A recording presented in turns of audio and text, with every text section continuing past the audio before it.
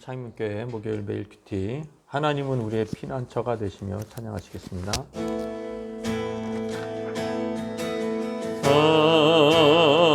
하나님은 우리의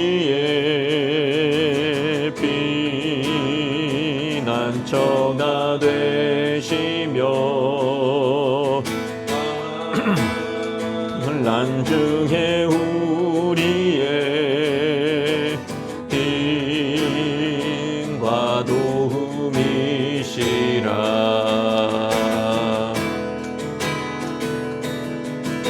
너희는 가만히 있어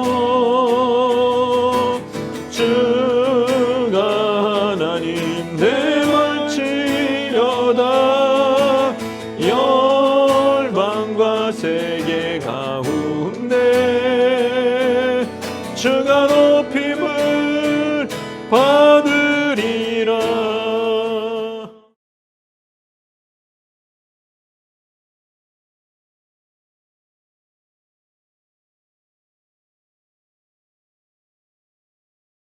제11장.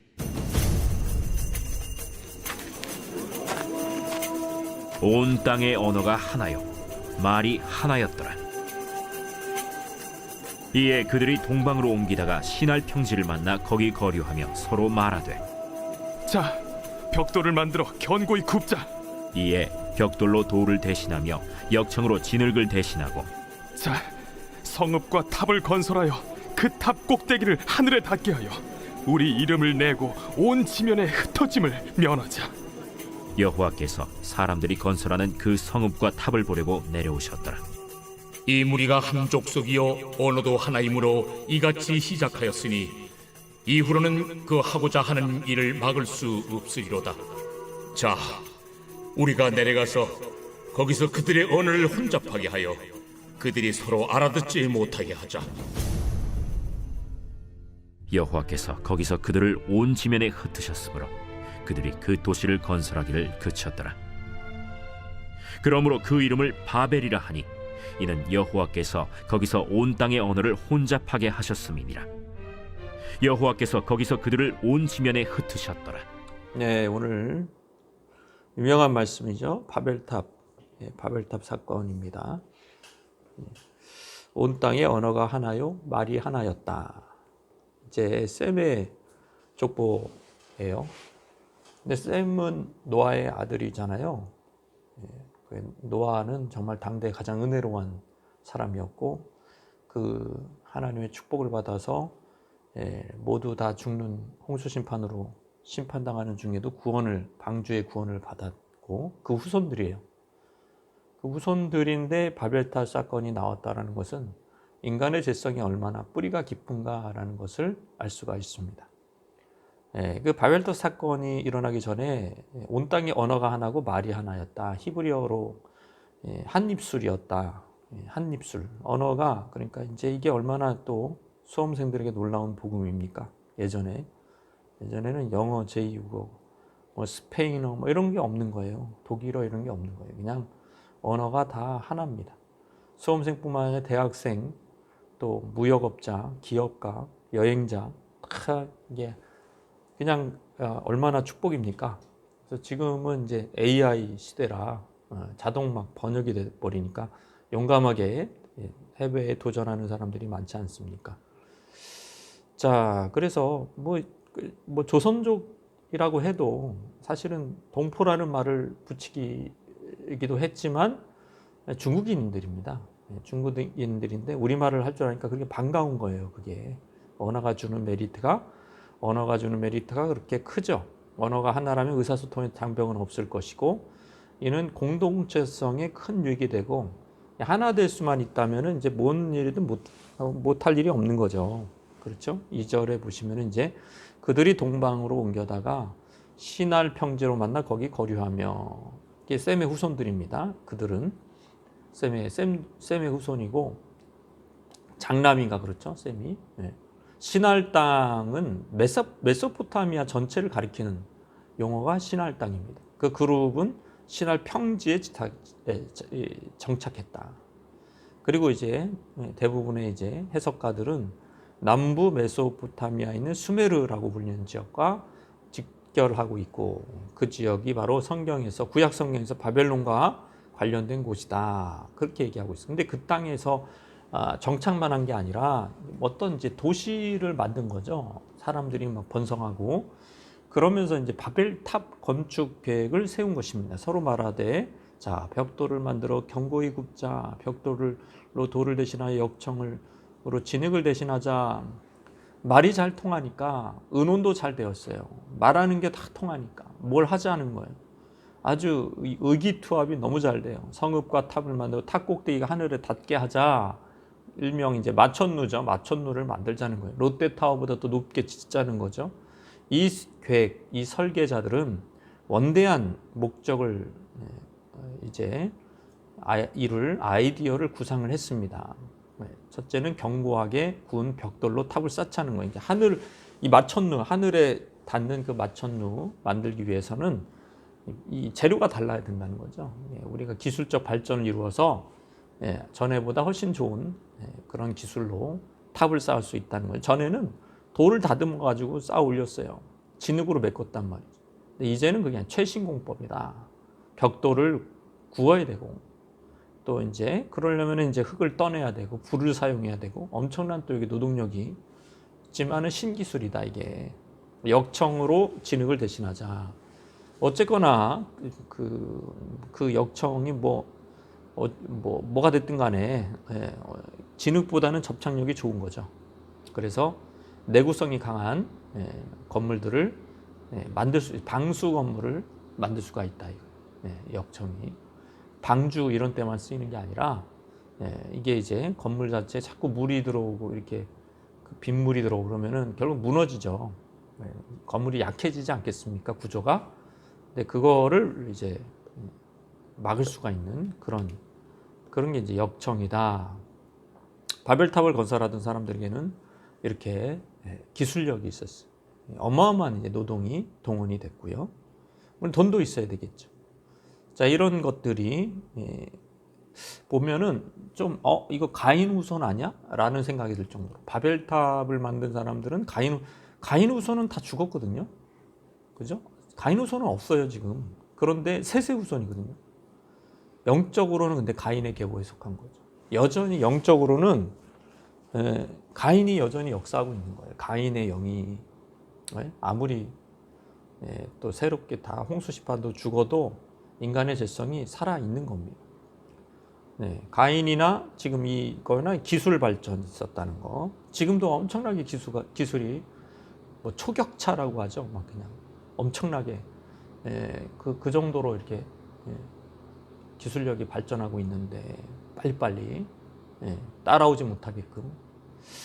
자, 그게 과연 좋은 건가 이거예요. 바벨에서 사람들은 마천루를 건축하고자 했고, 근데 이제 거기서 동기가 있어요. 목적이 있고 이유가 있어요. 성읍과 탑을 건설하여 4절에 오면 그 탑 꼭대기를 하늘에 닿게 하여 우리 이름을 내고 온 짐에 흩어짐을 면하게 하자. 탑을 지은 것 자체가 문제가 아니라 더 큰 문제는 그 동기와 탑을 짓고자 하는 이유, 목적이 문제였던 거죠. 구름층에 도달하고자 하는 거, 최종 목적지가 구름층이에요. 이 인간의 오만을. 그러니까 구름은 이제 고대 사람들에게 그 구름 꼭대기는 하나님이 거하시는 곳이잖아요. 거기에 닿겠다. 이게 뭔가 그 동기가 문제가 있는 거예요. 여러분, 행위의 동기가 중요합니다. 칼을 들고 있다고 다 똑같은 사람이 아니에요. 살인하려고 든 사람들이 있고 요리하려고 든 사람이 있습니다. 동기는 결과적인 행위보다 더 중요한 것이죠. 서로 칼로 사람을 죽였다 해도 정당방위인 경우에는 무죄가 되기도 합니다. 지금 탑을 건설한 것 자체가 문제라기보다는 꼭대기까지 닿아야 되는 어떤 그들의 이유, 동기, 그게 뭐냐면 이제 우리 이름을 내자는 거예요. 하나님의 이름을 내는 것도 아니에요. 우리 이름을 왜 내려고 합니까? 흩어짐을 면하자는 거예요. 온 지면에 우리가 흩어짐을 면하자. 그래서 이제 흩어짐을 멸하는 것 자체가 하나님 보실 때는 불손했다 이거죠. 왜냐하면 그 벌이 흩어져 버린 거니까, 흩어지게 한 거니까 뭔가 흩어짐을 면하자. 이게 이제 하나님의 이제 마음에 거스리는 것들이 있었던 겁니다. 이거에 대한 학자들의 논의들이 많은데 뭐 다 이제 정답은 없어요. 이게 예측만 할 뿐입니다. 뭐 하여튼 이게 그들의 뭔가 하여튼 요상한 마음을 품고 있었다. 노아 시대 이미 심판을 내렸고 홍수 심판을 내렸고 모든 인류를 심판했습니다. 그러나 인간은 하늘 꼭대기까지 닿을 견고한 탑을 쌓고 흩어짐을 면하자라고 얘기를 하고 있습니다. 어떻게 보면은 이제 하나님은 방주를 만들었지만 인간은 탑을 만드는 거죠. 어떻게 보면은 그것이 어떤 방주처럼 자기들을 구원할 것처럼 뭔가 홍수 심판을 대비하기 위한 인간의 대응이며 스스로 자신들의 생명을 지키기 위한 불신앙적 결정체가 바벨탑이 아니었는가. 바벨탑을 연구해서 박사학위를 받은 왈튼이라는 유명한 박사가 있습니다. 이 탑은 신전 예배 기능이 있었다. 고대에 메소포타미아 문명권에서 발견된 이 피라미드를 계단형 이 탑을 지구라트라고 합니다. 지구라트. 그래서 이 사람도 확신해요. 아, 이거 지구라트구나. 단단한 벽돌로 지어졌고요. 꼭대기에 이제 하늘로 연결된 문이 있는 거예요. 그러니까 꼭대기에 신전이 있는 거예요. 30여 개 지금까지 지구라트가 발견됐다고 합니다. 고고학자들에 의해서. 이게 뭐냐면 결국 신전 복합체입니다. 복합체. 계단 식으로 벽돌로 지어진. 그래서 이제 이 지구라트, 하늘로 들어가는 문 역할을 하는 여기. 참 이게 신전이 고대 그리스만 봐도 그리스는 거의 100% 신전이 다 꼭대기에 있어요. 언덕 꼭대기. 파르테논 신전부터 해서. 로마는 뭐 한 반 정도는 언덕 위에 있고, 하여튼 이렇게 꼭대기에 이렇게 있는 거예요. 뭔가 신과 소통하려고 하는 뭔가 그런 게 있었던 거죠. 신과 가까운 곳에 이런 신전 복합체를 지어줬는데 그 셈의 후손들이 노아의 후손들이 뭐라 그랬냐면 우리의 흩어짐을 면하게 해줄 결국에는 그 신을 그러니까 뭐 100번 양보해서 제가 볼 때는 하나님을 예배하려고 한 거예요. 근데 그 하나님이 그 하나님이 아닌 거죠. 이게 무슨 얘기냐면 광야 시내산 자락에서 금송아지를 만들었잖아요. 그 사람 금송아지 만들면서 그때도 그랬어요. 우리를 인도의 신. 그러니까 그 하나님인 거예요. 그러니까 우리에게 자기들의 뜻에 맞게 조작된 하나님인 거죠. 어떻게 보면은 이런 식으로 하나님을 섬기는 거예요. 자기들의 필요에 맞게 하나님을 디자인한 거죠. 그러니까 원래 하나님의 하나님됨을 섬긴 게 아니고 뭔가 이렇게 우리의 필요에 맞게 우리의 인간화된 뭔가 변형된 신이죠. 왜곡된 신을 섬기는 거죠. 만든 신이죠. 인간이 만든. 그런 걸 가지고 또 하나님이라고 부르는 거예요. 우상인데. 우리 신앙을 진짜 열심히 하는데 잘못하다 보면은 하나님이 전혀 다른 하나님을 섬길 수가 있는 거예요. 이름만 하나님인 거예요. 하나님의 주여 주여 하는데 구원을 못 받는 사람이 있는 거예요. 왜냐하면 그 주가 아닌 거예요. 이게 얼마나 기가 막힌 노릇입니까? 뭔가 나를 행복하게 해주고 하나님이라면 우리의 흩어짐을 면하게 해줄 하나님, 그런 하나님이어야 된다. 그래서 우리가 탑을 쌓고 거기서 신을 만나자, 하나님 만나자. 뭔가 교묘하게 이제는 사람들은 영악해져서 신처럼 되려고 하지 않아요. 대신에 신을 인간 수준으로 끌어내리는 거죠. 자기 수준으로 끌어내리는 그런 굉장히 교묘한 우상 숭배다. 그렇게 볼 수가 있습니다. 겉으로는 하나님 섬기는 거라고 하고 겉으로는 하나님을 위한 거라고 하지만 이게 뭔가 자기 입맛에 맞게 그러니까 말세에 그릇해서는 이렇게 귀가 가려워 사람들이 자기 스승을 둔다고 거짓 스승을 두는 겁니다. 듣고 싶은 것만 듣는 거예요. 하나님의 말씀도 이 전체를 우리가 받아들이지 않습니다. 듣고 싶은 것만 듣는 거예요. 내가 좋아하는 것만 편식을 하는 거죠. 그러다 보면 하나님이 왜곡돼 버리는 거죠. 그러면 이거 하나님이 막을 수가 없어요. 그렇게 하면. 그런데 하나님도 오긴 오셨어. 건설 현장에 오셔가지고 성읍과 건설하는 그 성읍과 탑을 보려고 오신 거예요. 이게 나를 위해서 신전을 만들어 나랑 가깝게 지내려고 이렇게 탑을 만들어. 근데 이게 보니까 이게 불순한 신념과 동기가 보이지 않겠습니까? 야, 이거 막을 수 없겠다. 얘네들이 지금 다 언어가 하나니까 이게 못 막겠네. 나를 왜곡시키는 우상화 작업을 이렇게 하는 게 안 되겠네 해가지고 이제 이미 그들은 경계를 넘어섰어요. 그러니까 하나님은요 딱 하나만 요구하시잖아요.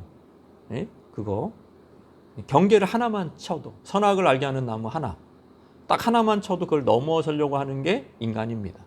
질주는 계속될 것이다. 유일한 경계까지 허무는 하늘을 침범하려고 하는 자기 식대로 안 되겠다.